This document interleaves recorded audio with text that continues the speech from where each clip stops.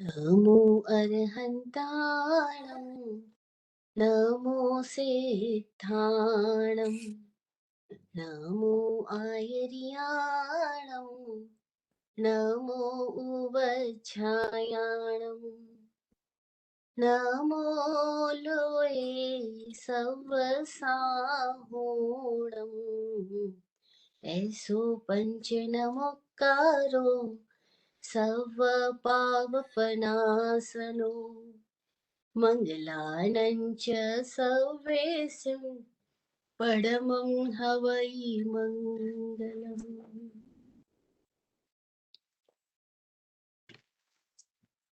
गुरु के ज्ञान का टीका मेरे मस्तक पे लग जाए। गुरु के ज्ञान का टीका मेरे मस्तक पे लग जाए। मैं ना सोचूं ना कुछ समझूं, मैं ना सोचूं न कुछ समझूं, गुरु ज़ेहन में बस जाए। गुरु ज़ेहन में बस जाए। अनंत उपकारी तीर्थंकर परमात्मा, निर्ग्रंथ गुरु भगवंत और आगम वाणी को भावमय वंदन नमन। इस विराट अस्तित्व में प्रत्यक्ष और अप्रत्यक्ष रूप से सतत सहयोग देने वाले समस्त षट जीव निकायों के प्रति आभार, आभार, आभार।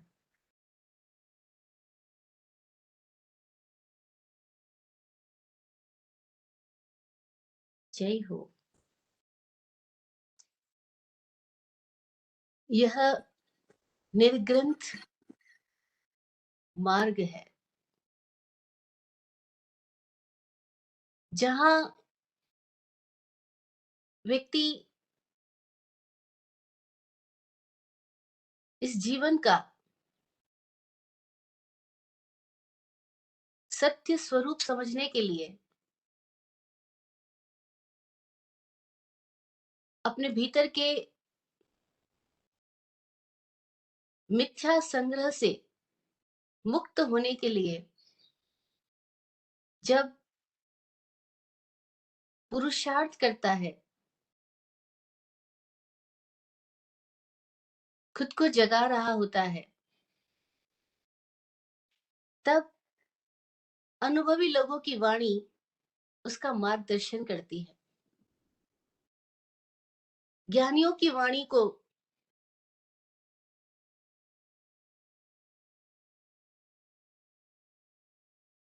सदियों सदियों से भारत में संभाल कर रखा गया, संजो कर रखा गया। वाणी का पारायण हुआ, पाठ हुआ, उसको ग्रंथों के रूप में, सूत्रों के रूप में गुंफित किया और पीढ़ी दर पीढ़ी ये ज्ञानियों के अनुभवपूर्ण वचन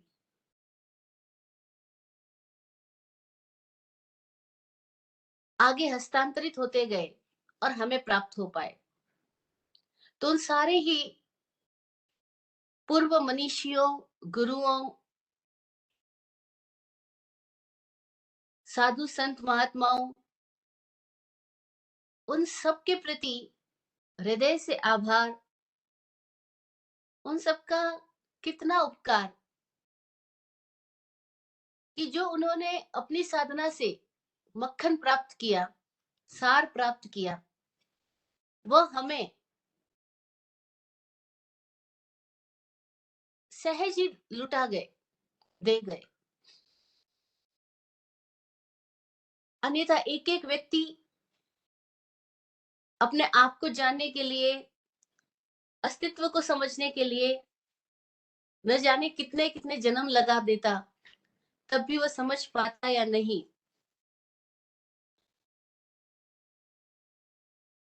कहना कठिन है।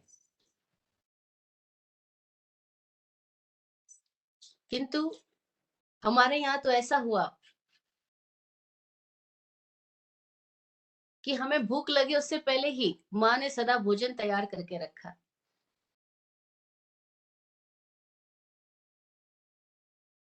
हमें जरूरत पड़े उसके पहले ही पिता ने हमारे जीवन के लिए सारी सामग्रियां जुटा करके रखी। और ऐसे ही हमें अपने भीतर जाने के लिए कोई प्यास पैदा हो, कोई प्रश्न पैदा हो, उसके पहले ही हमें इतने सारे सूत्र, ग्रंथ, आगम, कितना कुछ साहित्य प्राप्त भी हुआ और पढ़ाया भी गया, सुनाया भी गया।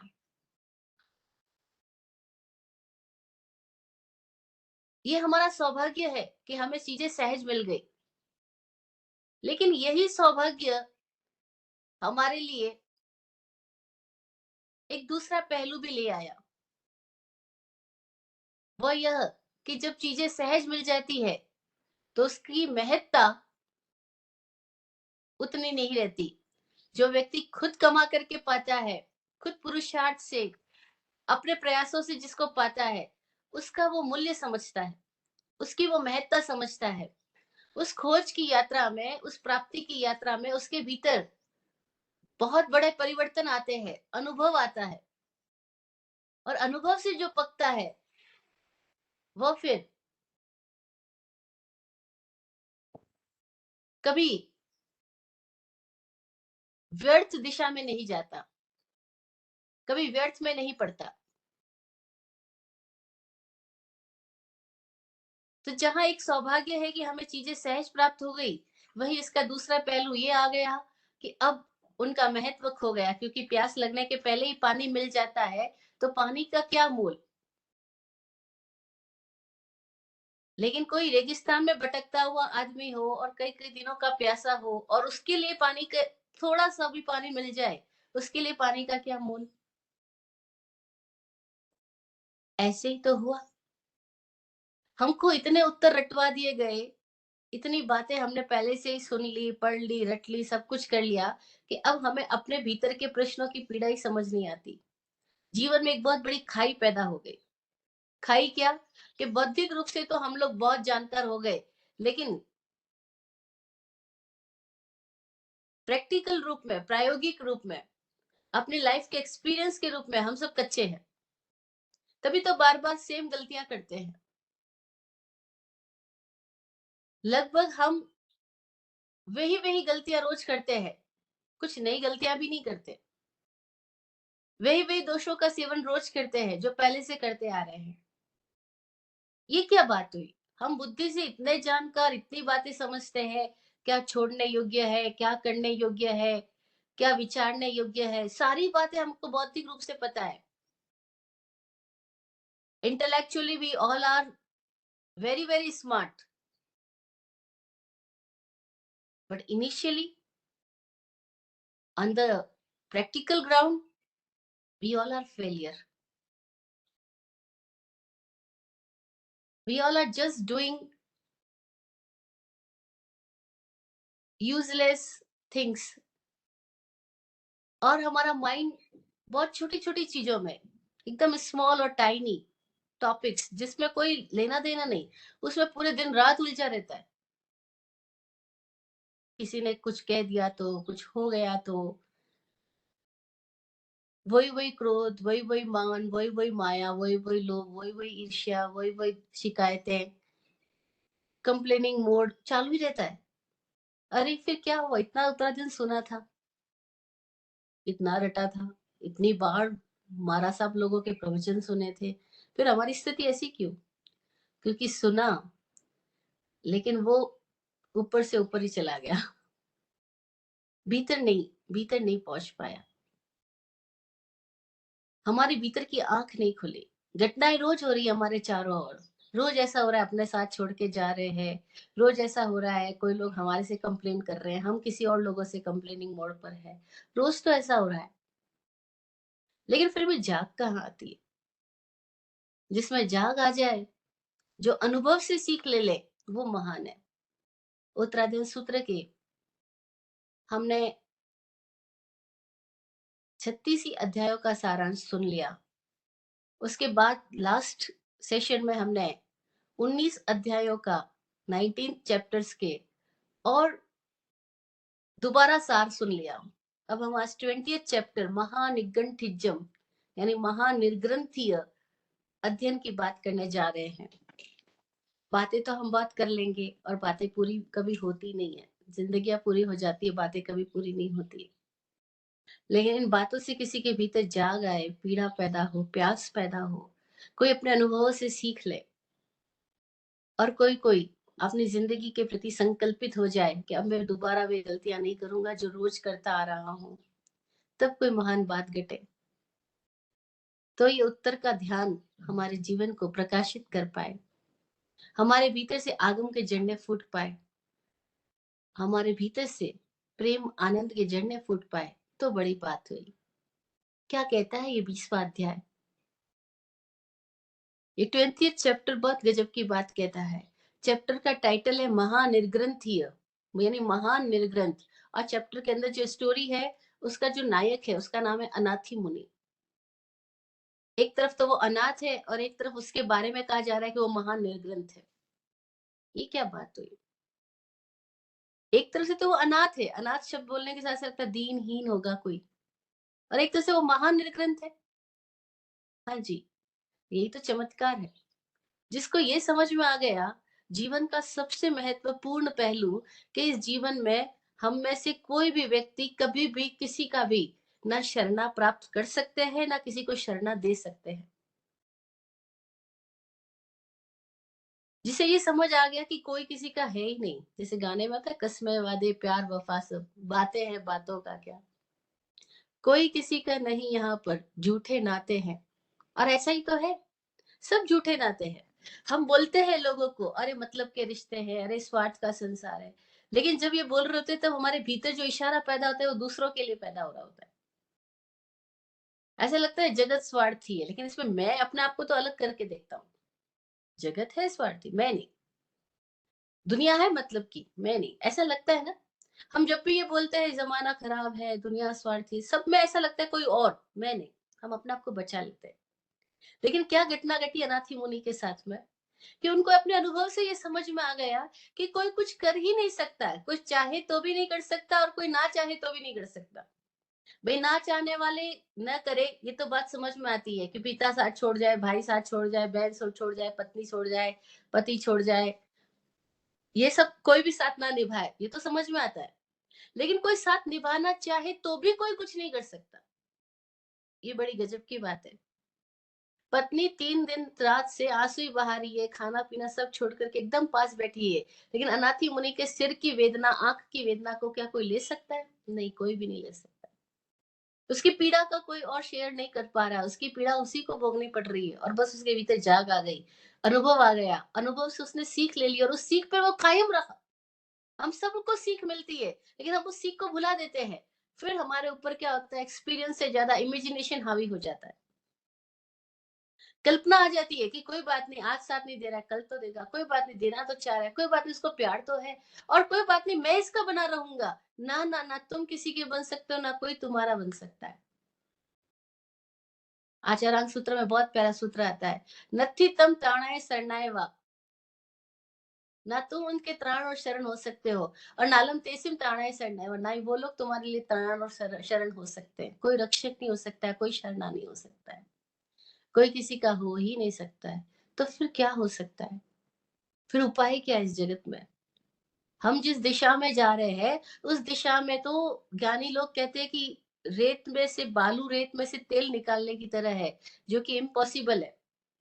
जैसे बालू रेत से तेल नहीं निकल सकता, शायद कोई कभी कोई कीमिया से निकल भी जाए, तब भी इस जगत में किसी और से हमको सुरक्षा मिल जाएगी, किसी और से सुख मिल जाएगा, किसी और से शांति या समाधान मिल जाएगा। ये पॉसिबल ही नहीं है कि कोई आपका अपना हो जाएगा, कोई आपको मौत से बचा लेगा, कोई आपको बीमारी से बचा लेगा, कोई आपको अपनी परेशानियों से बचा लेगा, पॉसिबल ही नहीं है। तो फिर क्या उपाय है? कौन अपना है?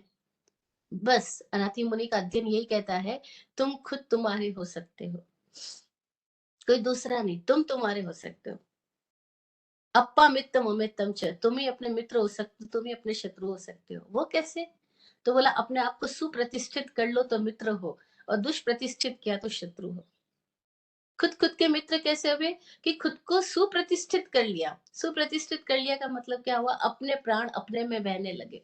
अब अपने प्राण किसी बाहर ना व्यक्तियों में है, ना किसी पदार्थों में है। ना तो आप किसी व्यक्तियों के पीछे पागल हो रहे हो, ना किसी पदार्थों के पीछे, ना धन संग्रह के पीछे, ना पद पैसे के पीछे। कुछ भी नहीं रहने वाला है। कोई भी तुम्हारी रक्षा नहीं कर सकता, तुम खुद तुम्हारी रक्षा कर सकते हो। वो कैसे? खुद में प्रतिष्ठित होकर के। हम खुद में कैसे प्रतिष्ठित रह सके, उसके लिए ये मार्ग है कि हम अपना समाधान अपने भीतर खोजें, अपने ही भीतर समाधान खोजें। कैसे? अपने अनुभव से सीख लें और फिर उस सीख को गहरा करें। उस सीख के समय जब ये अनुभव होने लगे कि कोई अपना नहीं है, उस सीख के क्षणों के अंदर किसी और की कल्पना ना करें कि चलो ये भाई अपना नहीं बना, कोई मेरा धर्म भाई अपना बन जाएगा, ये पति अच्छा अपना नहीं बना, प्रेमी अपना बन जाएगा, ये मित्र टूट गया दूसरा मित्र बन जाएगा। ऐसी कल्पना ना करें। जब नाव डुबोने वाली है तो एक ही नाव नहीं, सारी ही नावें डुबोने वाली है। एक ही व्यक्ति अच्छा अपना नहीं बना इसका मतलब ये नहीं दूसरा बन जाएगा, कोई भी नहीं बनने वाला है। ये जगत का सार समझ में आ जाए कि कोई अपना हो ही नहीं सकता। जब मैं ही मेरा नहीं हुआ तो कोई दूसरा कैसे होगा? और जब मैं ही मेरे को नहीं जानता तो कोई दूसरा कैसे जान लेगा? जब मैं ही अपनी पीड़ा के प्रति, अपनी दुखों के प्रति जागरूक नहीं हुआ तो कोई दूसरा कैसे हो जाएगा? बस किसी दूसरे से उम्मीद करनी ही नहीं। उम्मीद उम्मीद मात्र ही धोखा है। उम्मीद मात्र ही व्यक्ति को गलत दिशा में ले जा रही है, दुष्प्रतिष्ठित कर रही है।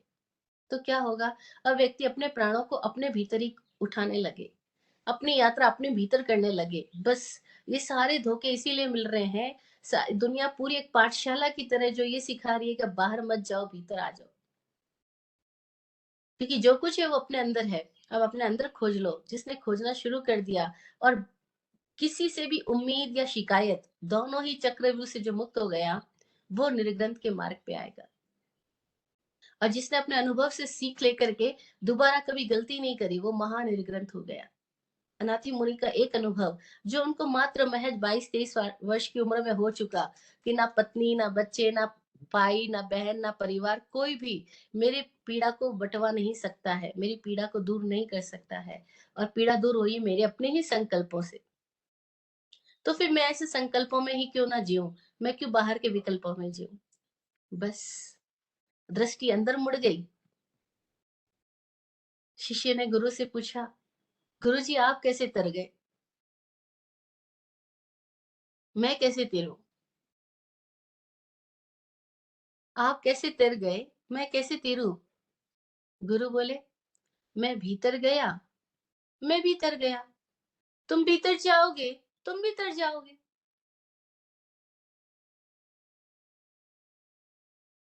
मैं भीतर गया, मैं भीतर गया, तुम भीतर जाओगे, तुम भीतर जाओगे। यही मार्ग है। अनुभव से सीख ले ली और अपने संकल्पों को प्रधानता दी, बाहर के सारे विकल्पों से जो मुक्त हो गया, उस व्यक्ति के उपस्थिति मात्र से कितनों की आंखें खुल जाती है, कितनों को जागा जाता है।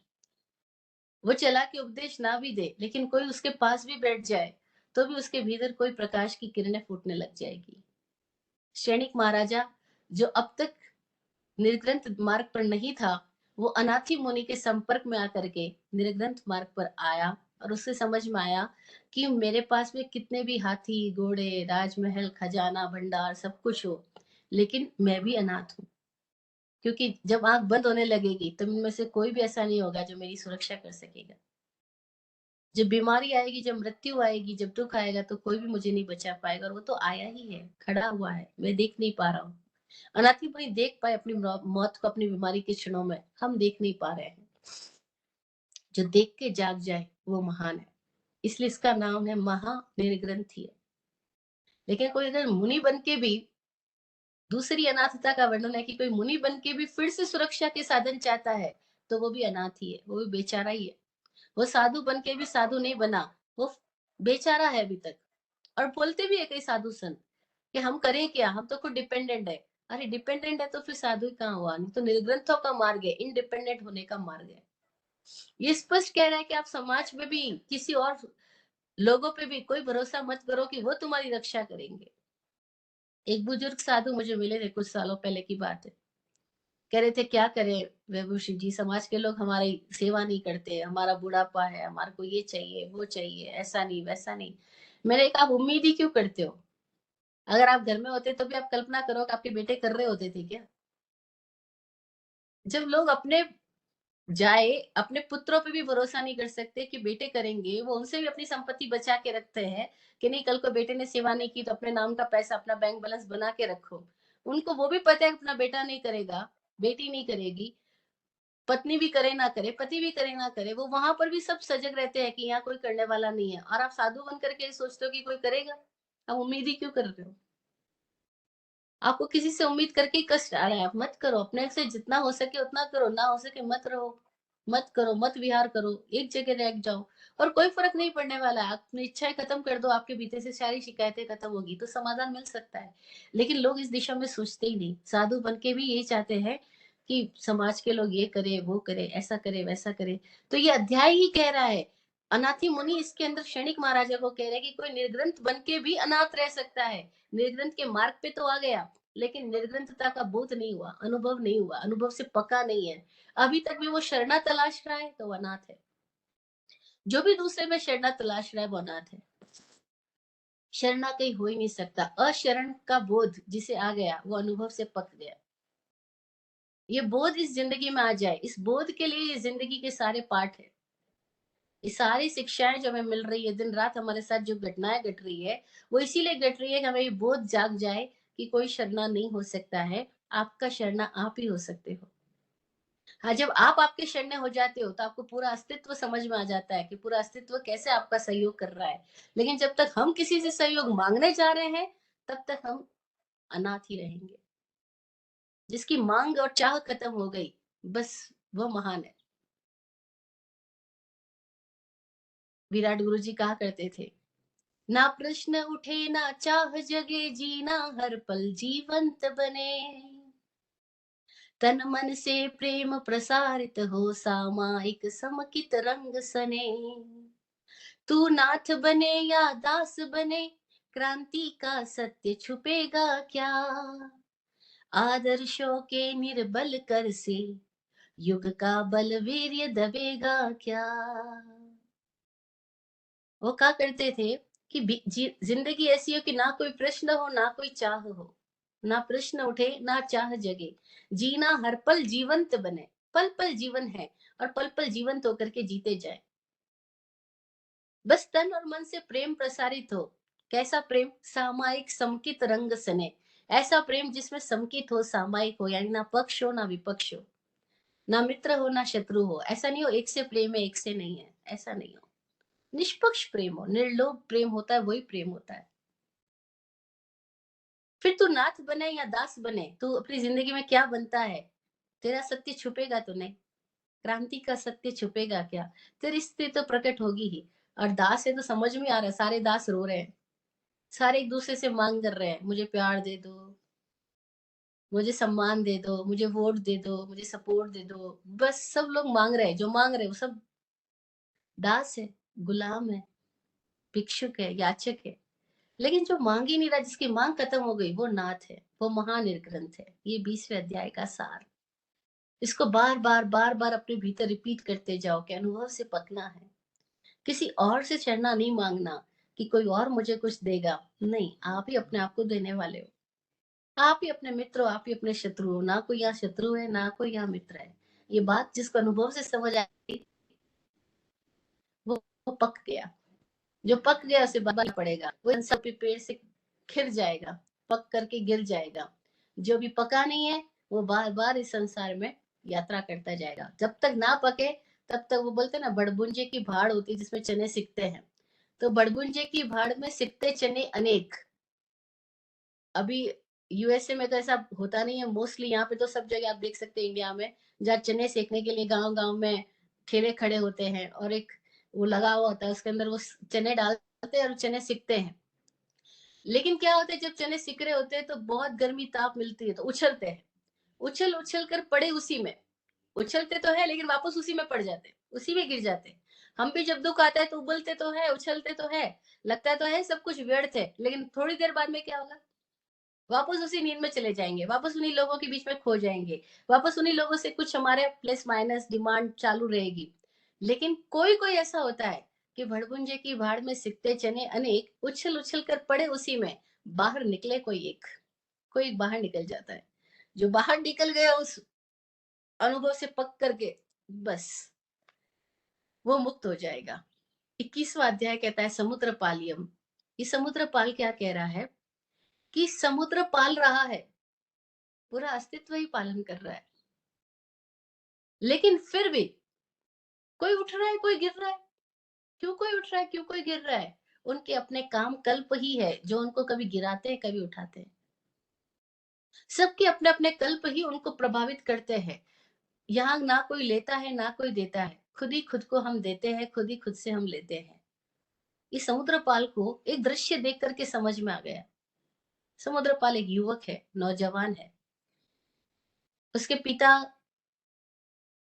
तत्व रुचि रखने वाले एक समझदार, योग्य, जागरूक समणोपासक है, यानी श्रावक है। और उस श्रावक की संतान जिसके भीतर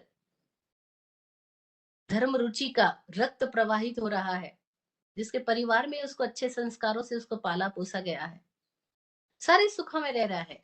लेकिन क्या हुआ, बाहर के सुख भीतर की कोई एक अवस्था है जहां पे कभी नहीं छूते। बाहर के सुख, भौतिक सुख, इस भौतिक देह तक तो मजेदार लगते हैं, कुछ स्थितियों तक हमें बहुत मजा मजा देते हैं, लेकिन कोई एक स्थिति ऐसी है जिसको बाहर की कोई भी चीज टच नहीं कर सकती। बस उसी स्थिति में कोई कोई लोग जाग जाते हैं, उसके प्रति संवेदनशील हो जाते हैं। उसको हम संवेग और निर्वेद अवस्था कहते हैं। अपने आप के प्रति वो सजग हो गए। कब? जब उनके सामने एक दृश्य आया, बस, कि कोई वधिक किसी व्यक्ति को लेके जा रहे वध स्थल पर और उसको मारा जाएगा, इसको आज मृत्यु दंड मिलेगा क्योंकि उसने कोई अपराध किया है। तो बस वो दृश्य देखा और उनके भीतर कुछ ऐसा घटना घट गई। उन्हें लगा अपराध तो हम सब ने किया है, आज वो पकड़ा गया, कल कोई और पकड़ा जाएगा, कल मैं भी तो पकड़ा जाऊंगा, मेरे भीतर भी तो अपराध है। बस अपने अपराध दिखलाई पड़ने लग गए। दृष्टि बाहर से भीतर की ओर मुड़ी और जागरण घटित हुआ। जब जागरण घटित हो गया तो अब वो बंधनों में कैसे रह सकते हैं, उन्हें समझ में आ गया ये सब तो मेरी मान्यताओं के बंधन है कि मेरी माँ है, पिता है, ये है वो है, लेकिन कोई बचा तो नहीं सकेगा। मेरे जीवन के लिए तो मैं ही जिम्मेदार हूँ, और जब मैं ही अपने जीवन के लिए जिम्मेदार हूँ तो मैं अपने जीवन को क्यों ना दूसरी तरीके से ढालूं, इन सब की मान्यताओं से, इन सब के बंधनों से मुक्त हो जाऊं और वो संयम के पथ पे चल पड़े, एकांत में तपस्या करते हुए मुक्त हो गए। 22वां अध्ययन, रथ नेमी रह नेमिज्यम। कितनी गजब की बात है। महिमा तो राजमती की है जिसने रथ नेमी को चेताया, जिसने संयम से भ्रष्ट होते हुए, संयम से पतित होते हुए, अपनी कामुकता में विचलित होते हुए एक साधु को जिसने जगाया, उसका नाम है राजीमती, जो भगवान अरिष्टनेमी के द्वारा परिणीता थी। और अध्ययन का नाम राजीमती ना रख करके रथ नेमी रखा गया। क्यों? स्त्री ने पुरुष को जगाया, फिर भी नाम स्त्री का ना रख करके पुरुष का रखा गया, रनेमी जब। और अध्ययन में महत्ता राजीमती की आ रही है, रत्नेमी का नाम अध्ययन में क्यों रखा गया? दो बातें। एक तो आक्षेप करना हो तो किया जा सकता है कि शायद सूत्र किसी पुरुषों ने लिखे हैं, स्त्रियों ने नहीं लिखे। इसीलिए उन्होंने पुरुष का ही नाम प्रकट किया, क्योंकि ये तो सब संकलन है गाथाओं का। पीछे किसी लोगों ने इन सबको रचा है, लिखा है। कोई महावीर ने बोला हो ऐसा नहीं है। हाँ, परंपरा से ये चला आ रहा है ज्ञान, लेकिन इस ज्ञान को सूत्रों में जिसने ढाला है, जिसने अध्ययनों में प्रकट किया है, वो तो परवर्ती आचार्य ही है। तभी तो उत्तरायण में बार-बार लिख बोला गया है कि ऐसा महावीर ने कहा, ऐसा स्थविरों ने कहा। इसका मतलब है कि किसी और ने लिखा है इन सबको। तो रथ ने भी नाम क्यों रखा? एक कारण तो आक्षेपात्मक करना हो तो आराम से किया जा सकता है कि शायद ये सूत्र मुनियों ने लिखे हैं, पुरुषों ने लिखे हैं, इसलिए स्त्री का नाम नहीं रखा सूत्र के अध्ययन के टॉपिक पर। लेकिन दूसरी बात अगर हम देखा जाए, तो जो पतित होकर के भी जागरूक हो गया, जो गिरते-गिरते, फिसलते-फिसलते, भटकते-भटकते भी राह पे लग गया और लग के पार पहुँच गया, वो महान है। कामुकता विचलित किसको नहीं करती? इंद्रियाँ और मन अपने पुराने ही रास्ते पे जाना पसंद करते हैं, ठीक वैसे ही जैसे पानी। इस पानी को आग में तब्दील कर देना और पानी को आग का संयोग देकर के पानी को भाप बना करके उड़ा देना, वाष्पीभूत कर देना, ये प्रक्रिया, यही तप का मार्ग है, यही साधना का मार्ग है। साधना का मतलब यही है कि जो हमारी आदतन स्थितियां हैं, उनसे हम कैसे ऊपर उठ जाए, चाहे वो भोजन की हो, चाहे वो भोग की हो और चाहे वो सोच की हो। पांचों इंद्रियों का भोग और छठे मन के सोच, इनकी जो आदतन स्थितियां हैं, उनसे जाग करके अपने आप की इस पानी को वाष्पीभूत कैसे कर देना, उस अवस्था तक लाने के लिए सारी साधनाएं हैं। और हर एक को व्यक्ति को अपने अपने जीवन में खुद को जागना ही होगा। नहीं जागेंगे तो बार बार उन्हीं दुखों के आवर्त में गिरते जाएंगे। आवर्त यानी भंवर जाल, जहां गोल गोल गोल गोल घूमते रहेंगे। बस राजूमती ने जगा दिया रत्नेमी को। जगाने के उसके अपने ढंग थे, अपने तरीके थे। वो जानती थी कि रत्नेमी को कैसे जगाया जा सकता है। जो उत्तम कुल के लोग होते हैं, उत्तम खानदान के लोग होते हैं, उनको बहुत ज्यादा बोलने की जरूरत नहीं, जरा सी बात कहो और बस उनको वो बात छू जाती है, क्योंकि उनके भीतर कोई एक स्वाभिमान की स्थिति है। और उसको जरा कोई टच कर दे, उसके अभिमान को कोई टच करके कह दे, अरे तो तुम धीरत्व तेजस्व कामी जो तुम जीवीय कारणा वंतम इच्छसी आवे सेयम ते मरणम भवे। बस एक लाइन में कि धिक्कार है तुझको, तू किस कुल खानदान में पैदा हुआ और किस स्थिति में जाना चाह रहा है। क्या तुझे अपयश पसंद है? और उसको पता था उसके अंदर यश की ग्रंथि है, क्षत्रिय है, मान बहुत गहरा है उसका। उसके मान की ग्रंथि को छू दिया राजूमती ने, और अब रत्न भी जाग गया। बोला ठीक है, अब उस स्थिति में नहीं जाना। नहीं जाना तो किधर जाना? बाहर किसी से कोई उम्मीद नहीं करना। अगर मेरे को सुख चाहिए, तो वो सुख मैं किसी स्त्री से क्यों मांगू? सुख के लिए किसी स्त्री से बार बार गिड़गिड़ाना, ये तो बिल्कुल गड़बड़ बात है। बस अपने उस दीनता के प्रति वो होश से भर गया, और उसका अभिमान ने उसकी दीनता के प्रति एकदम सुपर ईगो जाग गया। मनोवैज्ञानिक कहते हैं हर व्यक्ति के भीतर तीन तरह की चित्त, इस मन की अवस्थाएं हैं। एक को बोलते ईड, फर्स्ट को बोलते ईड, ईड यानी ईदम। ईदम यानी वो लोग बस इंद्रियों के विषय वृत्ति में जीते रहते हैं। उनको जैसे कीड़े को अपना भोजन पसंद है, जैसे सबको अपना अपना बिल पसंद है, ऐसे ही सब लोगों को अपनी अपनी भोग सामग्रियां पसंद है, जो उसी में जीते रहते हैं, वो ईड वाले हैं। लेकिन कोई कोई अहम में आ जाता है, ईड से सेकंड स्टेट अहम में। अब वो किसी अहम के साथ जीता है। अब वो जो अहम है, वो संतुलन बना के रखता है कि चाहे कितनी भी कामुकता हो, लेकिन मुझे समाज के बीच में रहना है, परिवार के बीच में रहना है, राष्ट्र देश नाम अपना, संस्था अपनी, ऑफिस अपना, सब जहां जहां जो जो लोग जिस पोस्ट पे बैठे हैं, अब उनके भीतर की पाश्विकता तो उनको खींचती है, भीतर का जानवर तो खींचता है नीचे की दिशाओं में, भोग की दिशाओं में। लेकिन बुद्धि भी तो बीच में आ गई है, अहम आ गया है। अब अहम कहता है कि इस तरह से मैं लोगों के बीच में इस लड़की को बोलूंगा, तो मेरी तो इंसल्ट हो जाएगी कि बॉस होकर के इस लड़की के साथ ऐसे बात कर रहा है, प्रधान होकर के ऐसे बात कर रहा है, अरे घर का बुजुर्ग आदमी होकर के मैं ऐसे बात करूं, ऐसी स्तरों में जाऊं। अब उसका अहंकार उसको बाधा डालता है। अब अहम की वजह से कई लोग अपनी कामुकता को संतुलित करने की कोशिश करते हैं। अब यहाँ डुअल पर्सनैलिटी आ जाती है। जब समाज के सामने आते हैं तो चेहरा दूसरा है, और मोस्टली लोग एक सेकंड डोर भी लास्ट डोर भी खोल करके रखते हैं कि बाहर जाए, फ्रंट डोर पे तो एकदम सफेद वस्त्रधारी, व्हाइट वॉस्ड, और पीछे के डोर से उनको जो करना है वो करते हैं, क्योंकि बीच में तो अहंकार आ रहा है। अब यहाँ पर आदमी, पूरे समाज में हम देखें तो यही सारा कुछ जिसको हम बोल सकते हैं हिपोक्रेसी, पाखंड, यही सब जगह पर है। ये पाखंड क्यों रहेगा? क्योंकि आदमी जानवर से थोड़ा ऊपर उठ गया है। ईद ईड से ईदम से थोड़ा ऊपर उठ गया है, पढ़ा लिखा भी है, पोस्ट भी है, समाज में नाम भी है, रिकॉग्नाइज भी पर्सनालिटी है, और पर्सनालिटी बना भी रहा है, क्योंकि उसके बिना समाज में लोग तारीफ कैसे करेंगे। तो अहम जागृत हो गया। अब अहम की वजह से क्या हो रहा है, आदमी दिखलाई कुछ और पड़ रहा है, भीतर कुछ और चल रहा है। बाहर तो दिखाई पड़ रहा है वो बहुत प्रणाम प्रणाम कर रहा है सबको, हाथ जोड़ रहा है, लेकिन भीतर उसके कुछ और चल रहा है। भीतर चल रहा है, यार ये लड़की पट जाए तो मजा आ जाए, ये एक्स्ट्रा पैसा मुझे मिल जाए तो मजा आ जाए। अब वो रिश्वत भी, चोरी भी, भ्रष्टाचार भी, सब कुछ उसको पसंद है, लेकिन बाहर नहीं। तो क्या कर रहा है अब आदमी, दिखा कुछ और रहा है, कर कुछ और रहा है। ये अहम है। अहम की वजह से ये सारे, अहम क्यों पैदा हो गया उसके अंदर? क्योंकि भरा गया है, समाज में भरा गया है। अरे तुम्हें पता है तुम कौन हो, अरे तुम ये तुम वो, इतनी बातें साधु संत भी भर भर देते हैं, समाज के दूसरे लोग भी भर देते हैं, और अहंकार पुष्ट होता जाता है। और जहाँ अहंकार को पोषण मिल रहा है, वो धर्म का स्थान नहीं हो सकता, वो मोक्ष का मार्ग नहीं हो सकता। लेकिन यहाँ पे तो मोक्ष मार्ग के नाम पे, धर्म के स्थान के नाम पे, समाज के लोग साधु संतों का पोषण करते हैं, और साधु संत समाज के लोगों का हम पोषण करते हैं। बहुत वर्षों पहले भी, आज से करीबन 21-22 वर्ष पहले, मुझे एक आ, मंदिर में एक भाई मिले, जो उस मंदिर में काफी चर्चित है, फेमस है।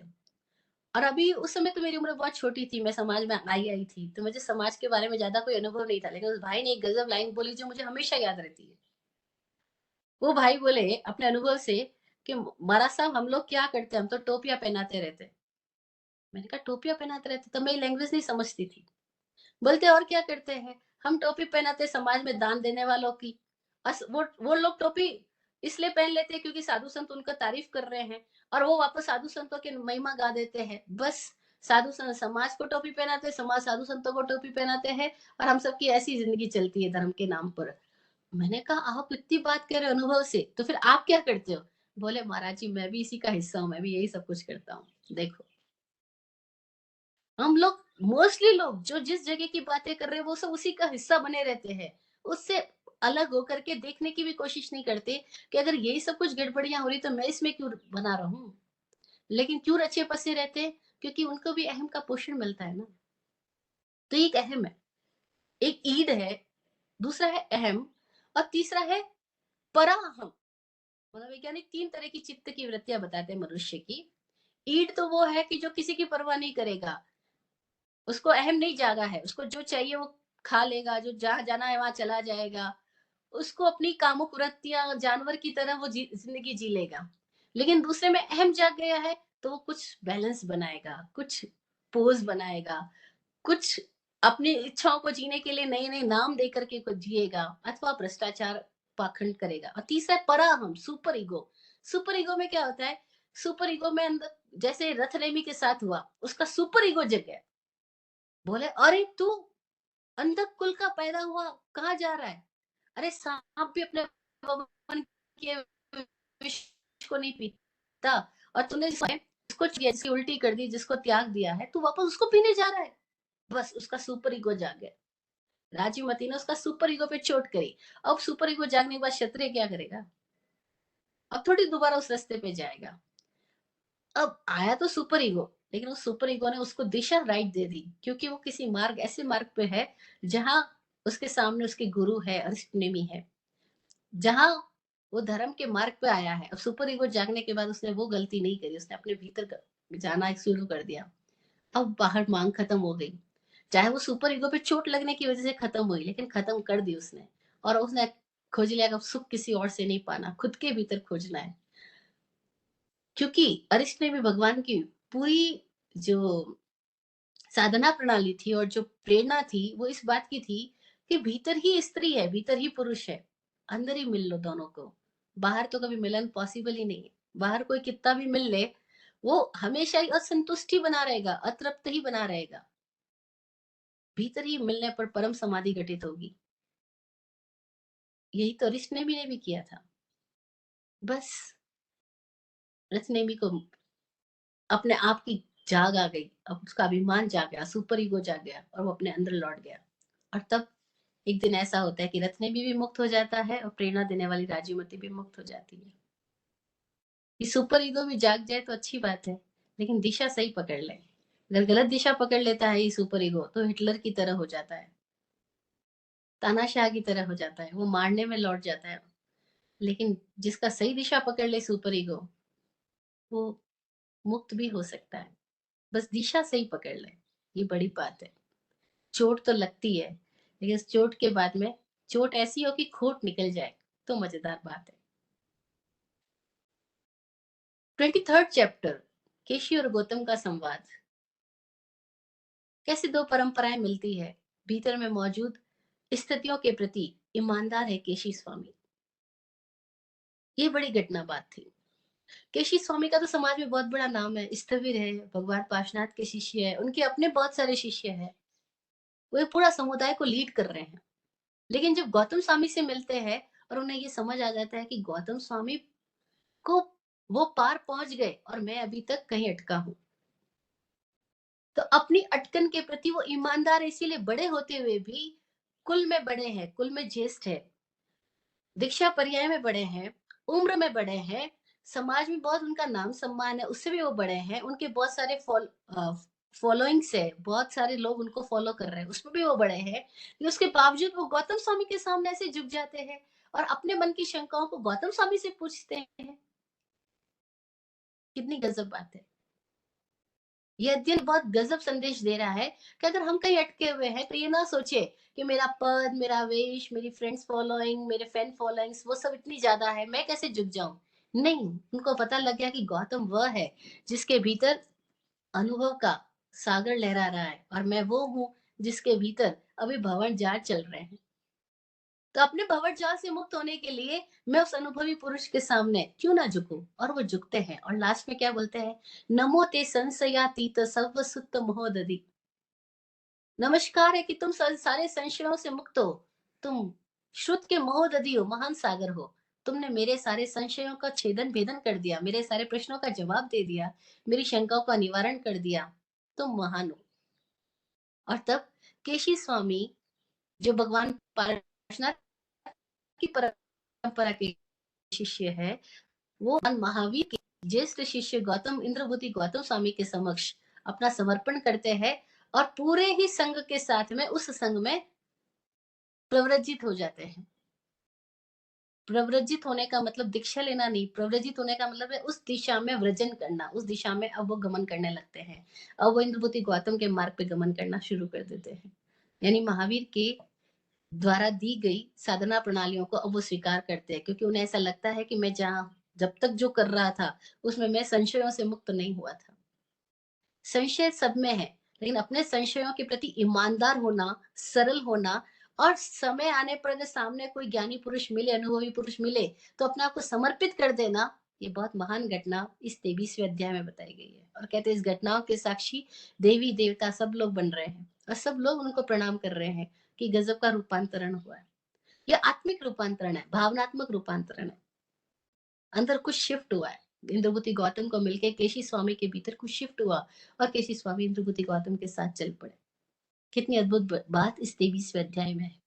क्या क्या शंकाएं रही, क्या क्या प्रश्न उत्तर रहे, वो हम विस्तार में पहले सुन चुके हैं। 24वां अध्याय, जहां साधु के लिए, निर्ग्रंथ के लिए प्रवचन माता का उल्लेख है, पर ये केवल साधु के लिए नहीं है, ये हर एक साधक के लिए है। जिसे भी इस जीवन में जागरूक होकर संयम में आना है, अपने आप में संतुलन में आना है, उसको समिति और गुप्ति की साधना करनी होगी कि प्रत्येक कार्य को करते वो कैसे समिति में रहे, संयत रहे, यानी अपने श्वासोश्वास को सम में रखते हुए काम करें। हम तो जब खाना खा रहे होते और टेस्टी चीज सामने आ जाए, हमारी श्वास कहाँ चली जाती पता ही नहीं, हम खाने में स्पीडली एकदम स्पीड बढ़ जाती। ऐसा ही तो है, बहुत जोर से प्यास लगी और पानी सामने आ गया, क्या स्पीड होती है पानी पीने की। और ऐसे ही सामने किसी ने हमारे ईगो को जरा सा चोट पहुंचा दी तो हमारे बोलने की स्पीड एकदम हाई वॉल्यूम हो जाता है। समिति नहीं रहती, संयम नहीं रहता। ऐसे ही जब कुछ चीजें मिलने लगती है तो कैसे लाभ जागृत हो जाता है, लोभ जागृत हो जाता है। कोई संयम नहीं रहता, आवश्यकता ही नहीं है तो क्यों कर रहा हूँ। हम जिस भी स्तर पर है, हम अपने उसी लेवल पर खड़े होकर के कैसे अपने श्वास को संतुलित करते हुए संयत होकर के अपने जीवन की हर चर्या करें, बस वही साधना है। महावीर ने ऐसा नहीं कहा साधना के लिए, ध्यान के लिए कुछ अलग से करना होगा। वो कह रहे जो भी कर रहे हो उसी में ध्यान को जोड़ दो। चल रहे हो तो चलने में ध्यान जोड़ दो, बोल रहे हो बोलने में ध्यान जोड़ दो। चलने में ध्यान जोड़ दिया, ईर्ष्या समिति। बोलते समय बोलने में ध्यान जुड़ गया, भाषा समिति आ गई। कोई भी बिजनेस करते हुए, कोई भी गोचरी जाते हुए, कोई भी ऐषणा करते हुए, कोई भी इच्छा करते हुए, कोई भी आवश्यकता के साधन जुटाते हुए ध्यान जोड़ दिया, ऐषणा समिति। घर की साफ सफाई करते हुए, अपने आप कार ड्राइव करते हुए, कोई भी कार्य करते हुए ध्यान जुड़ गया, आदान निक्षेपणा समिति। विसर्जन का कार्य करते हुए विराट गुरु जिस पे बहुत कहा करते थे कि कोई व्यक्ति पॉटी जा रहा है, कोई व्यक्ति शुशु कर रहा है, टॉयलेट जा रहा है, उस वक्त पूरा ध्यान रखे अपने शरीर में क्या घट रहा है, संवेदनाओं के प्रति सजग हो जाए। होता क्या है जब हम वॉशरूम में है, हमारा दिमाग कहीं चारों दिशाओं में भटक रहा है और बॉडी अपना काम कर रही है। तो क्या हो रहा है, बॉडी कहीं माइंड कहीं। तो शरीर को ना तनाव से विश्रांति होती है, ना इसकी तो कोई समाधि होती है। छोटे छोटे प्रयोग हम कर सकते हैं कि जब टॉयलेट कर रहे हैं पूरा ध्यान टॉयलेट की तरफ हो, बॉडी में क्या हो रहा है उसकी संवेदनाओं के प्रति सजग हो जाए। ये परिस्थापनिका समिति है। पर ऐसी सजगता तो मैं ना कहना चाहते हुए कहना पड़ेगा कि साधु समाज में इस तरह की तो शिक्षा भी नहीं है आज। वहां शिक्षा एक ही है कि बस वॉशरूम यूज नहीं करना है, बाहर पलट करके आओ, जंगलों में जाओ, जंगल बचे नहीं तो और कोई दिशाओं में कुछ कुछ कर रहे हैं वो। लेकिन इस समिति का जो एक्चुअल अर्थ था वो तो ना सिखाया भी नहीं जा रहा, क्योंकि परंपरा से ये सारी ज्ञान की बातें मोस्टली मैं जहां तक देखी हूँ, मैंने जहां अनुभव किया है, लगभग लुप्त प्राय है। गुरु भी नहीं पता, गुरुओं को भी नहीं पता, जो गुरु कहला रहे सो कॉल्ड गुरु, मतलब जो संघ के बड़े लीडर्स है या जो ग्रुप लीडर है, उनको भी नहीं पता तो वो आगे क्या बताएंगे। वो एक बात तो बता रहे हैं कि नहीं टॉयलेट यूज मत करो, बाहर पलट के आओ, लेकिन ये बात कोई नहीं बता रहा है कि परिष्टापनिका समिति का मतलब क्या है। इसका मतलब है अपने शरीर से जो चीज निकल रही है, जो विसर्जित हो रही है, कैसे उसके समय जागृत हो जाए, वो संधि का क्षण है। और उस संधि के क्षण में भी अगर कोई सजग हो गया तो कोई टॉयलेट करता करता मुक्त हो सकता है। और बड़ी हैरानी की बात है, भगवान महावीर स्वामी को जब केवल ज्ञान हुआ तो केवल ज्ञान के समय उनकी बॉडी का पोस्चर क्या था। किताबों में पढ़ाया जा रहा है, परंपरा से पढ़ाया जा रहा है कि उनकी बॉडी का पोस्चर था गोदुहा आसन। और गोदुहा आसन में हम कब बैठते हैं? आज वेस्टर्न टॉयलेट्स आ गए हैं, अगर इंडियन टॉयलेट्स की बात करें तो वो टॉयलेट शीट कैसी होती थी? गोदुहा आसन में तो व्यक्ति बैठा होता है उस समय में। जब आप गाय को दू रहे हो उस समय वही पोस्चर में हो, जबकि आपकी बॉडी से कुछ विसर्जन होता है तब आप जिस पोस्चर में जाते हो। और ये प्राचीन काल से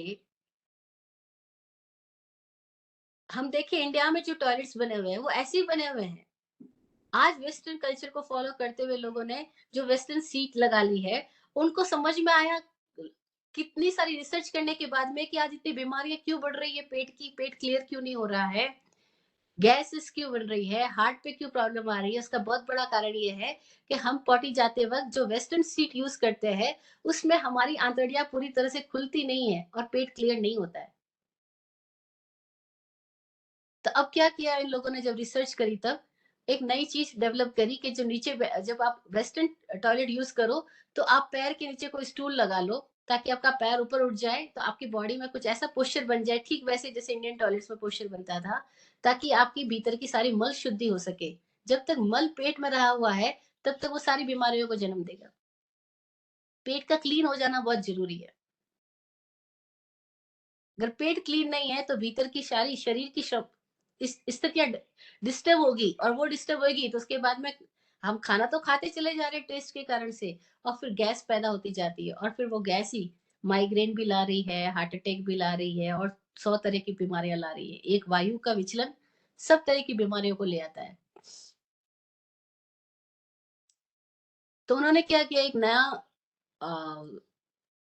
इतनी शोध के बाद, इतनी रिसर्च के बाद, ना पैसा खर्च करने के बाद, अब उसको एक नाम बोलते, कुछ वर्ड है कि वैसे पोस्चर में वापस जाओ तो आपकी बॉडी क्लीन होगी, और उसके लिए वो वेस्टर्न टॉयलेट के साथ में एक शीट देते हैं कि आप पैर ऊपर उठा करके रखो, ताकि ठीक यही आसन इच्छा में खमासमणों का आसन है, गोदुहा आसन। ये क्यों है इच्छा में खमासमणों का ये आसन? कि जब इच्छा में खमासमणों का पाठ प्रतिक्रमण के दौरान किया जा रहा है, तो उसमें गुरु को वंदना के साथ अपनी गरहा की जा रही है, आलोचना की जा रही है, अपने भीतर के दोषों को प्रकट किया जा रहा है। यह व्यक्ति जत्था वे जमनी जम चवे आगे कहने के बाद में बोलता है कि मैं अपने दोषों को प्रकट करूं, तो बोलता है मैंने कोहा है, माणा है, माया है, लोहा है, सब काली है, सब मिच्छो वयारा है, सब धम्माइक मणाए, जो मैं देव से वयारो को तस् खमा समण पड़िक कमामी निंदा में गरियामी अप्पाणम बोसेरा में, कि मैंने दिन भर में जो भी काया क्रोध किया, मान किया, माया की, लोभ की, धर्म का अतिक्रमण किया, मिथ्या उपचार किया, औपचारिक कर्म किया, पाखंड किया, जो कुछ भी किया, सारी आलोचना करता हूँ। वो आलोचना करते समय किस आसन में बैठ रहा है? ठीक उसी पॉटी वाले आसन में, गोदुहा आसन में। तो महावीर को निर्वाण केवल ज्ञान उस गोदुहा आसन में हुआ। ये पोस्चर और ये समिति बहुत महत्वपूर्ण समिति है, लेकिन समिति में बात ही नहीं की जाती।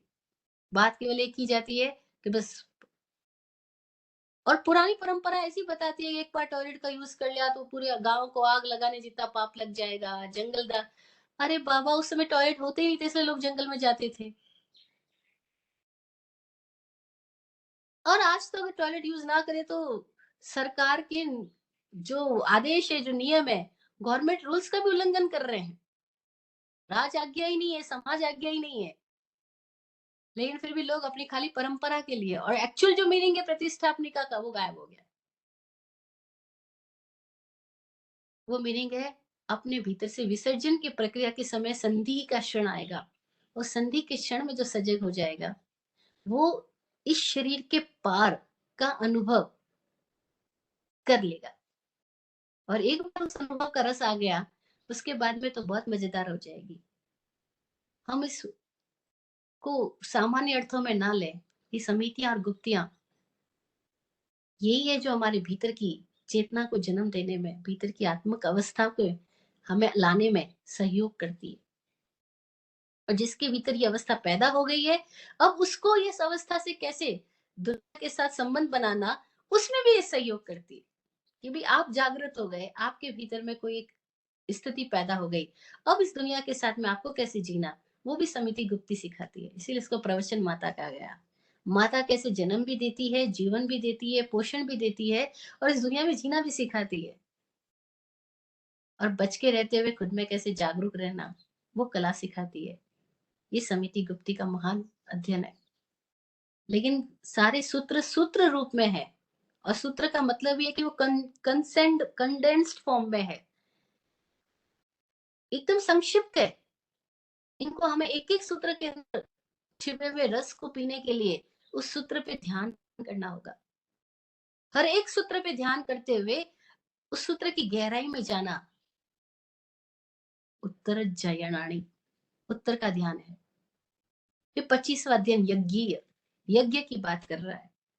पूरा जीवन ही एक यज्ञ है, लेकिन इस यज्ञ में कोई बाहर क्रियाओं में यज्ञ कर रहा है, और कोई भीतर यज्ञ कर रहा है। ब्राह्मण पुत्र दो एक समण बन गए, और वो युग था जो बौद्ध ब्राह्मणों ने समण,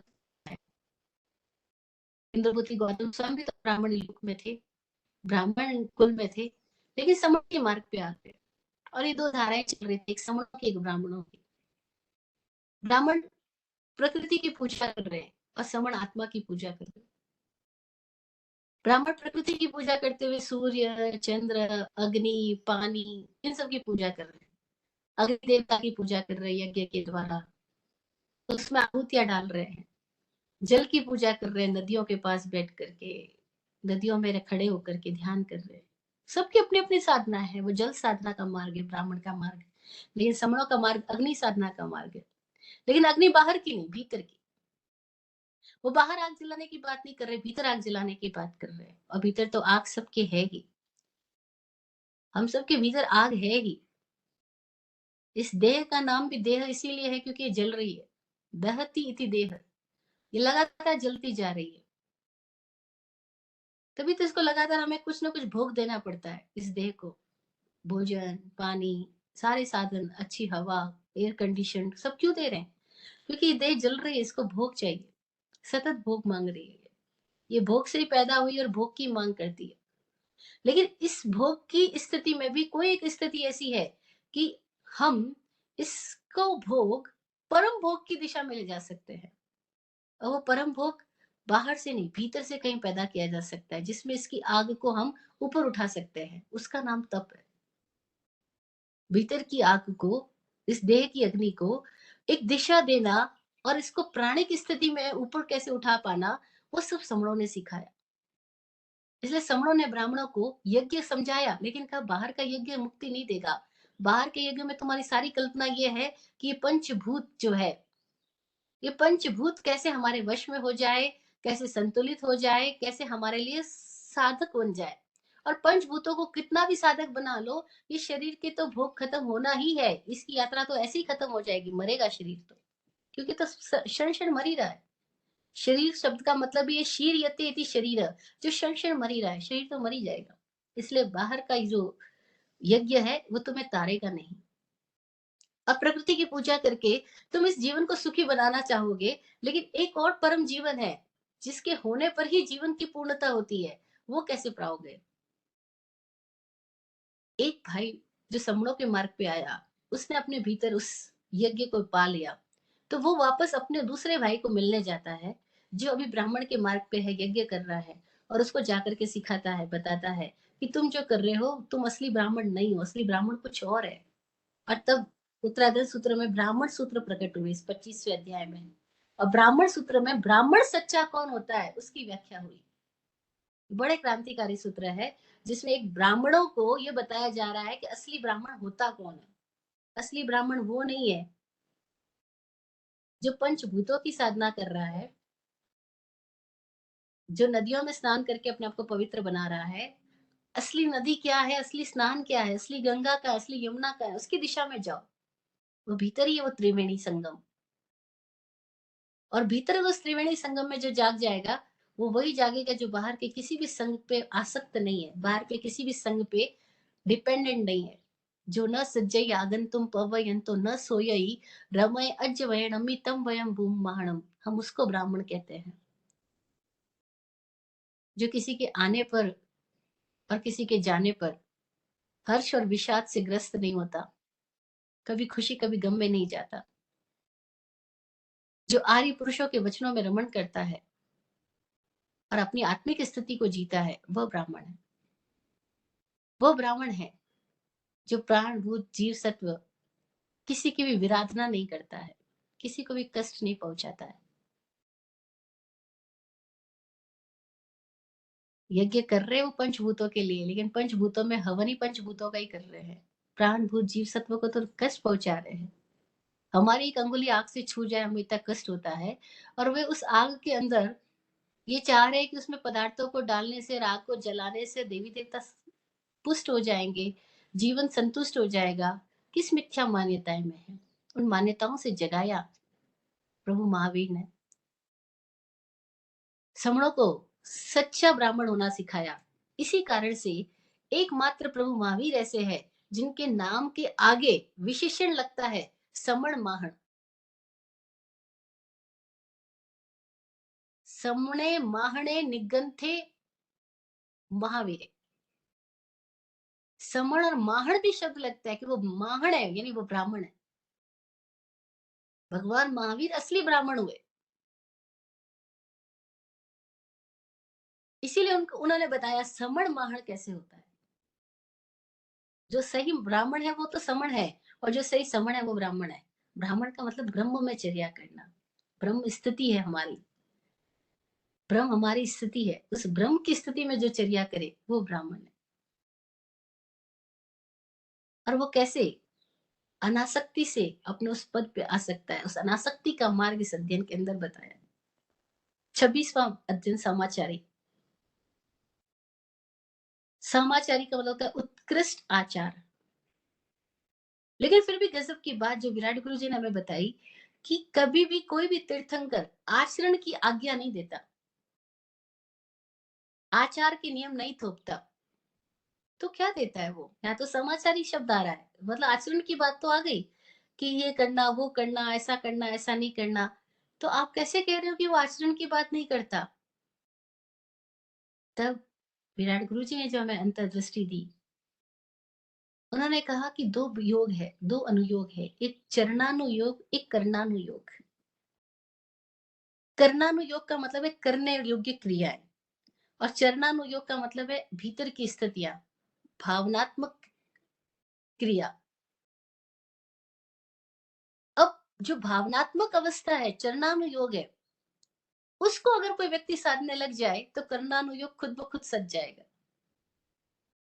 हम लोग क्या कर रहे हैं कि बाहर से हमें भूखा रहना है, कैसे चलना है, कैसे खाना है, इन सब नियमों को तो हम पालन कर रहे हैं।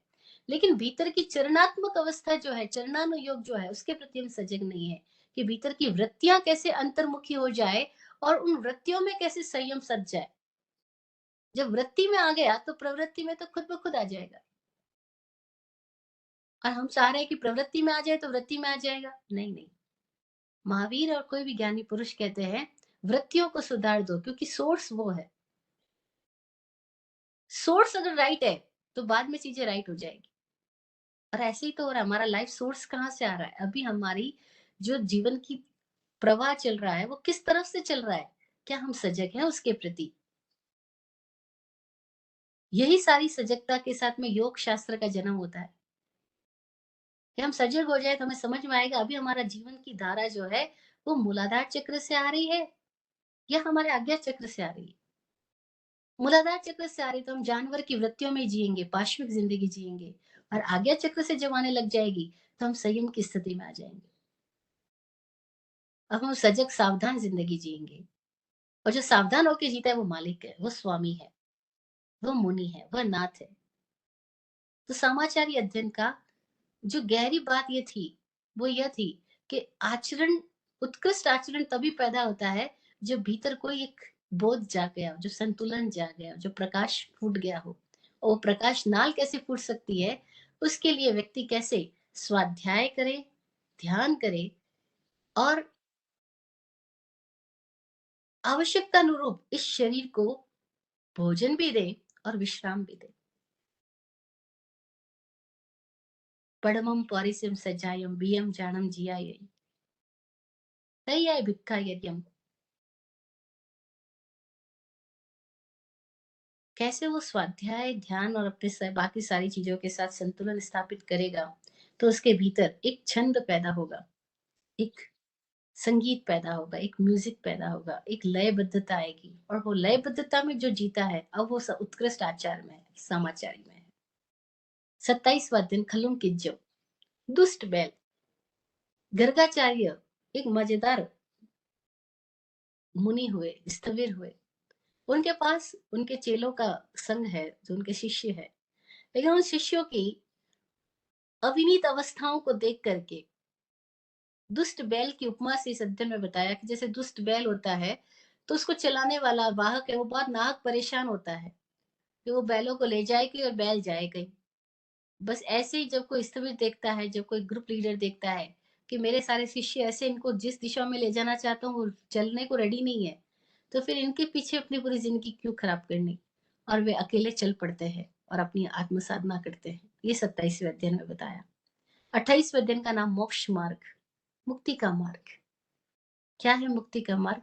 कि भीतर की जो भी अवस्थाएं हैं उनमें हम संयम हो जाए, सम्यक हो जाए, तो मुक्ति के मार्ग पे है। ज्ञान, दर्शन, चारित्र, तप।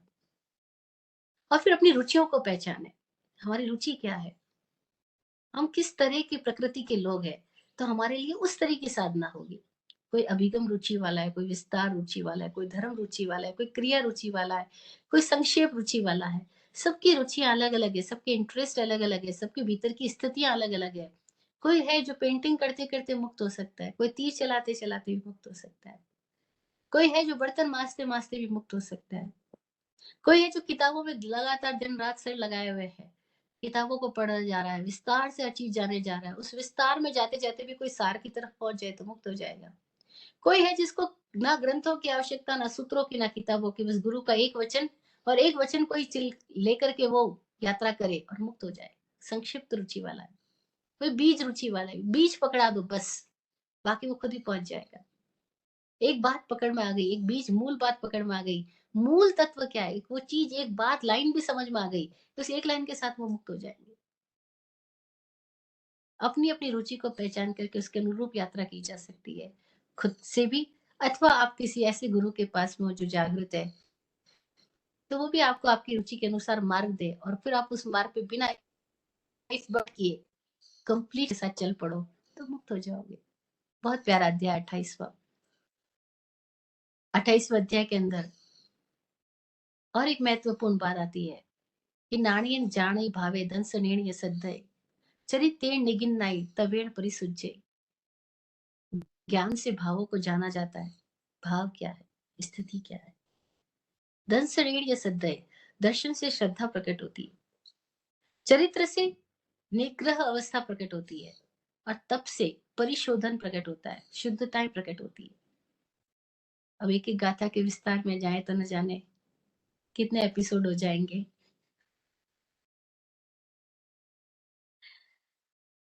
29वां अध्याय जिसका नाम है सम्मत परक्रम है, सम्यक पराक्रम। क्रम तो है, पराक्रम कैसे हो जाए? जी तो सभी रहे हैं, लेकिन इसमें पराक्रम कैसे घटित हो जाए और वो भी सम्यक दिशा में, तो कैसे हमारे भीतर स्थितियां अलग अलग होंगी और उन स्थितियों के लक्षण पैदा होंगे। वो लक्षण क्या होंगे?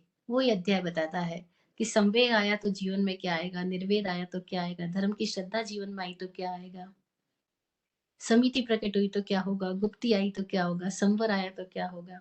किस तरह से हम अपने भीतर अपने लक्षणों से पहचान सकते हैं कि मैं मार्ग पे हूँ या मार्ग से हट गया हूँ, मार्गस्थ हूँ या मार्गच्युत हो गया हूँ। इसका लक्षण हम इस अध्याय के साथ हम अपना निरीक्षण करें तो हमें समझ आता जाएगा।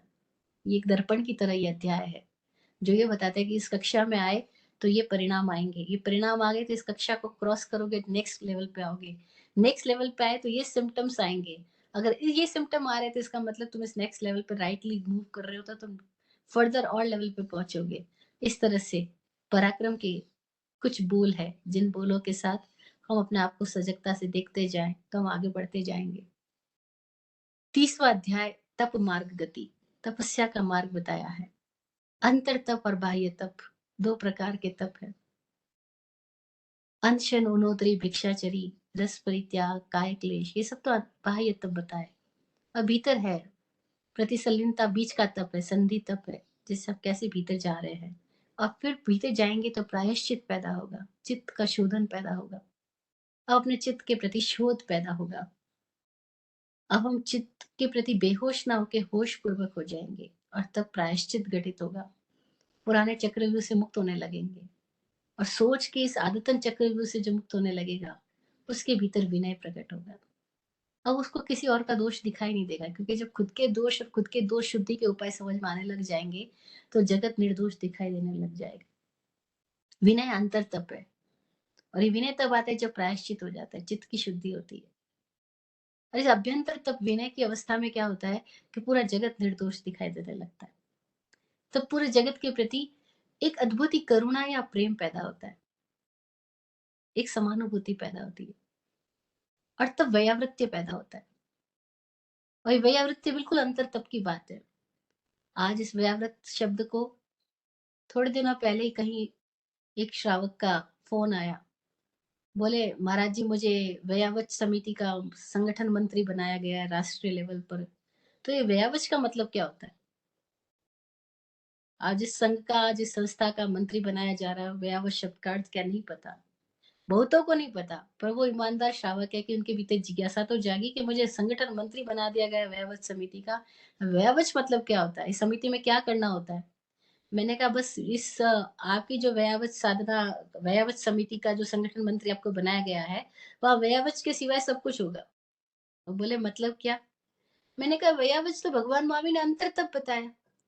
ये तो एक साधक की स्थिति है कि कैसे उसके भीतर में जब विनय पैदा होगा, तो उसकी आवृत्ति, अब उसकी जो आवृत्ति है वो इंद्रियों की आवृत्ति ना रह करके वय की आवृत्ति होगी।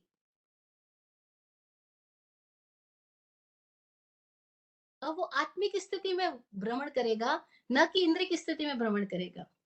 लेकिन इस स्थिति में आने के लिए, बने रहने के लिए उसको क्या करना होगा कि जो इस स्थिति में आ गए हैं, संघ आचार्य, संघ स्थविर या कोई भी, जो आचार्य, उपाध्याय या कोई भी ऐसी स्थिति में है, जो कि समाधि की दशा में आ चुके हैं, जिनकी इंद्रियां और चित्त अब समाधि में आ गई है, जिनके भीतर के प्राण आत्म प्रतिष्ठित हो गए हैं, उनकी कोई परिउपासना करे, उनकी सेवा में कोई लगा रहे, तो उनके साथ बैठते हुए, उनकी संगति में रहते हुए हमारे भीतर भी वो स्थितियां प्रकट हो जाएगी। जैसे पुराने लोग बोलते थे कि कोई ऐसा म्यूजिशियन होते हैं जो ऐसी राग गाते हैं कि उनके सामने अगर एक दीपक रखा जाए, तो उनके गाने से बुझा दीपक जल उठे। दीपक राग बोलते हैं उसको। किसी के गाने से मेघ आ जाए, बादल आ जाए, अरे उनके भीतर ऐसी सुर की साधना हो गई है कि उनके गाने से बादल आ जाएंगे, मेघ मल्हार बोलते हैं उसको। ऐसे ही कोई लोग ऐसे हैं जिनके भीतर वो संगीत की लहर फूट गई है कि उनकी सेवा में हम रहे, तो हमारे भीतर भी वो लहर फूट जाएगी। वो व्ययावच्छ बोला है। तो व्ययावच्छ में ये नहीं है मात्र जो आज हम कर रहे हैं। आज हम क्या कर रहे हैं कि हम किसी तरह से साधुओं को उनकी आवश्यक सुविधाओं की सामग्री उनके पास पहुंचा दें। रोटी है, कपड़ा है, बीमारी के समय औषधि है, भिक्षा करने के लिए पात्र चाहिए, उनको पात्र दे दें, उनको स्थान दे दें, उनको साड़ी पहनते हैं, मोजे भी पहनते हैं, ऊनी वस्त्र यूज करते हैं, जो जिसको चाहिए वो दे दो। हम उसको व्यावच बोल रहे हैं। मैंने उसको बोला ये करना बुरा नहीं है, लेकिन ये करना मात्र व्यावच नहीं है। ये करना गलत नहीं है, लेकिन इसमें व्यावच कहाँ हुई? व्यावच तो तब हुई जब आप अपने तन, मन और वचन तीनों से किसी ऐसे वय में पहुंच चुकी, अवस्था में पहुंच चुके समाधिवान महापुरुषों के सानिध्य में रहो, तो उनकी संगति में आपके सुप्त वीणा के तार भी बज उठे। वो व्यावच है। और यहाँ अंतर तब है। हो सकता है आपको सामने ऐसे समाधिवान पुरुष के पास में एकदम आप अभी नहीं फिजिकली पहुंचे हो, लेकिन आप भीतर से भी उस समाधिवान पुरुष के साथ हो, तो आपके प्राण उस दिशा में जाने लग जाएंगे। व्यावच घटित होगा। प्रायश्चित, विनय, व्यावच, स्वाध्याय, ध्यान और कायोत्सर्ग, व्युत्सर्ग, ये अंतर तब बताए। अद्भुत है 30वां अध्याय। लेकिन फिर वही बात, सूत्र है। सूत्र को खोलने वाले कोई और होंगे, जो सूत्र में ध्यान लगाएंगे, सूत्र में गति करेंगे, उनके भीतर ये सूत्र जागेंगे।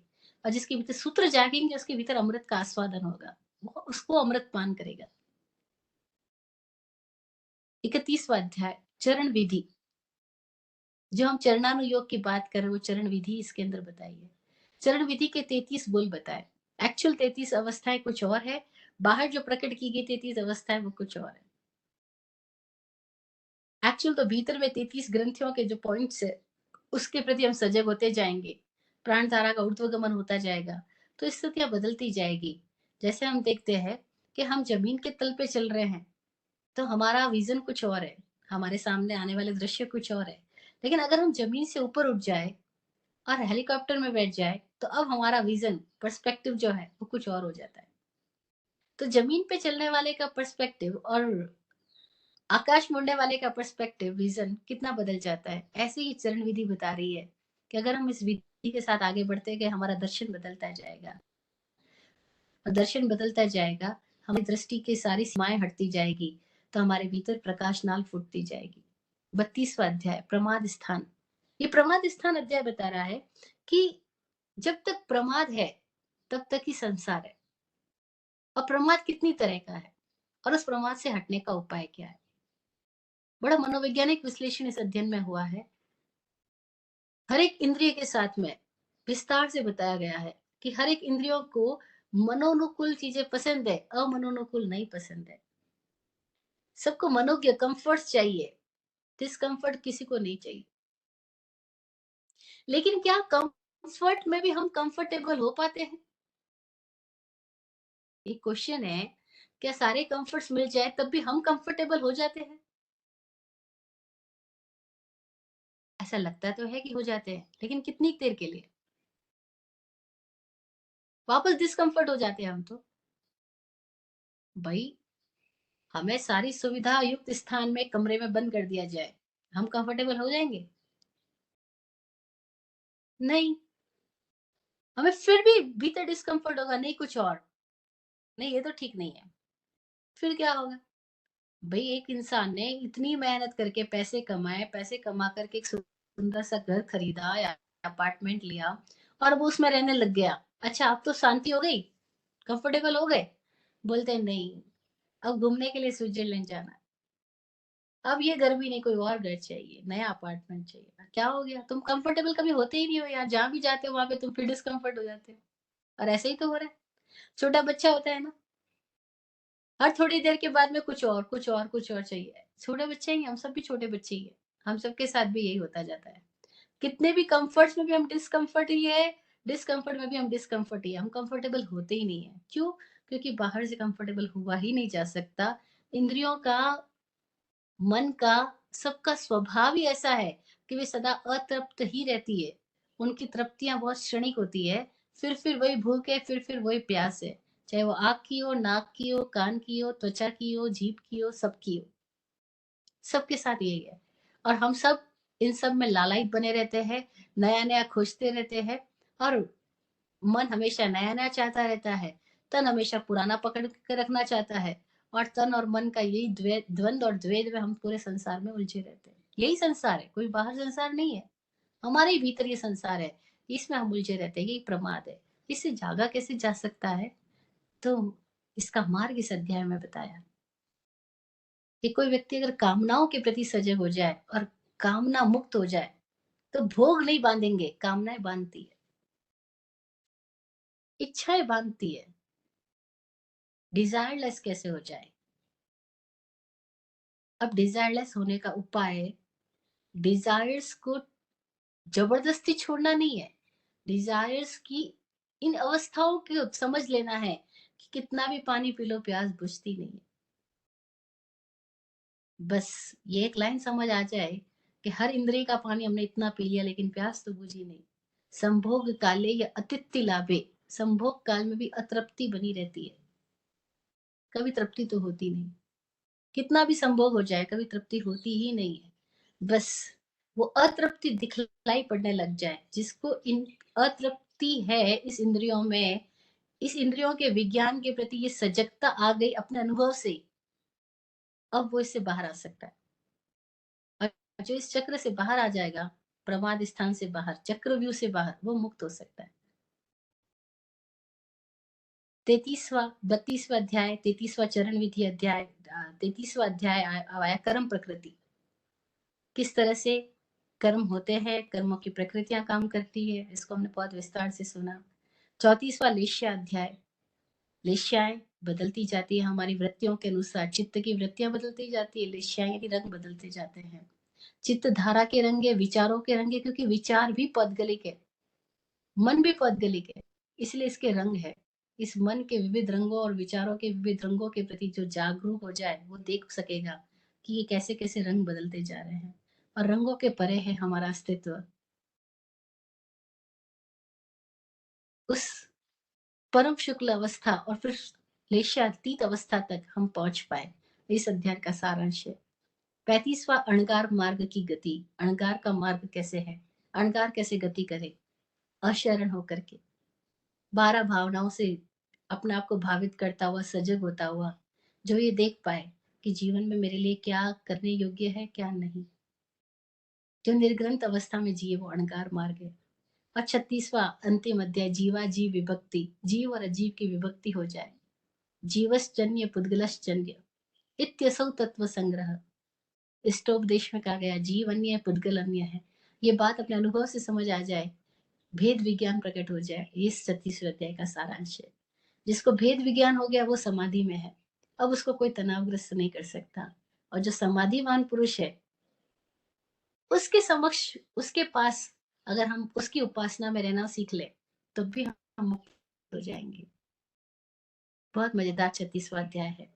और 36 अध्यायों के साथ ये बताया गया कि जो समण, जो संयम का साधक, जो संवर का साधक इस अवस्था में जीता हुआ भेद विज्ञान को प्रकट कर लेगा, वो एक दिन इस भव संसार से मुक्त हो जाएगा, सिद्ध हो जाएगा, प्रूव्ड हो जाएगा कि वो मुक्त हुआ। बस ऐसे सिद्ध पुरुष हम इस जीवन में हो जाए, यही इस जीवन का उद्देश्य है, यही इस जीवन का सार है। तभी जीवन सार्थक हुआ जब हम सिद्ध होते हैं। सिद्ध हो गए यानी अब भीतर कोई भी प्रश्न नहीं बचा, कोई भी चाह नहीं बची, कोई भी समस्या नहीं बची। समाधान ही समाधान हो गया, समाधि समाधि हो गई। बस उस समाधि में वो हम आए, इसके लिए सारा उत्तर का ध्यान है, उत्तर का अध्ययन है। इस उत्तर ध्यान में हमारी सबकी यात्रा, जो भी लोग सुन रहे हैं, आज सुन रहे हैं, भविष्य में कभी सुनेंगे, क्योंकि ये तो सोशल मीडिया पर आने वाली चीज है, इसलिए न जाने कौन से युग में कब कोई व्यक्ति इसको सुनेगा। जो भी सुने वो अपने भीतर अपनी दृष्टि को जगाए, अपने जीवन के प्रश्न के प्रति सजग हो, और उस प्रश्न की पीड़ा से गुजर करके, अनुभव की सीख से, अनुभव की आंख खोल करके अपने भीतर ऐसे पंखों को फैलाए कि मुक्त हो जाए। बस यही सद्भावना, यही मंगल मनीषा, कि कैसे हम सब सिद्ध बुद्ध और मुक्त हो जाए। ओम शांति। आप फूलो फलो हो जिंदगी मखमल मुलायम, आपकी हर खुशी पे है हमारी जान सदके। दुआ करते हैं चुपचाप, दुआ करते हैं चुपचाप, दिल की थाप से हम रहे जाते नवाजे। हर घड़ी अरमान सबके अमन और चैन से गुजरे आपका वक्त सारा। अमन और चैन से गुजरे आपका वक्त सारा। रुख पे खिलती रहे यूं रूह की मुस्कान खुल के।